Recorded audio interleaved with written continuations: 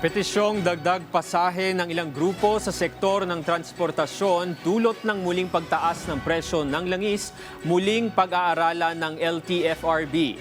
Iba't ibang tulong sa mga tsuper at mga pasahero gaya ng libreng sakay at diskwento sa mga gasolinahan, tiniyak ng DOTR. Si JM Thompson sa sentro ng balita. Inatasan na ng Department of Transportation ng LTFRB na agad iproseso ang petisyon ng mga grupo ng mga tsuper at operator para sa taas pasahe. Muli na naman kasing tumaas ang presyo ng produktong petrolyo, dulot pa rin ng tumataas na tensyon sa gitnang silangan.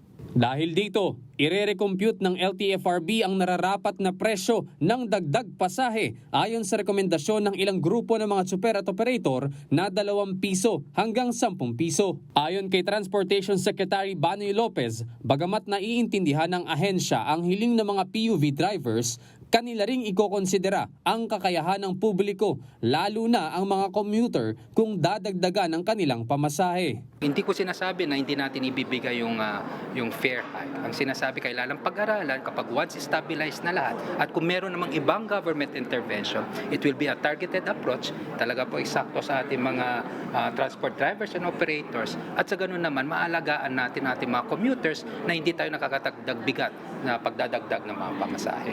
Magsisimula bukas ang konsultasyon ng LTFRB sa iba pang regional director. At pagkatapos ng 15 araw, inaasahang may rekomendasyon na ang LTFRB pagdating sa presyo ng pasahe. Kung kailangan natin palawigin ng mas mataas, no? Kasi if you compute it, itong hinihingi na petition ngayon ng ating mga traditional and modern jeepney, that's 300 and 500 additional kita kapag pinagbigyan natin. Ngayon, kapag ito ba binigay natin yung suppose na hiningi nilang kita, ilalagay natin sa fuel discount if we can add a more amount or mas malaking amount or mas madaming litro, baka naman ma-offset niya kahit papaano. Pero ang bottom line here kasi dito, we protected the commuters.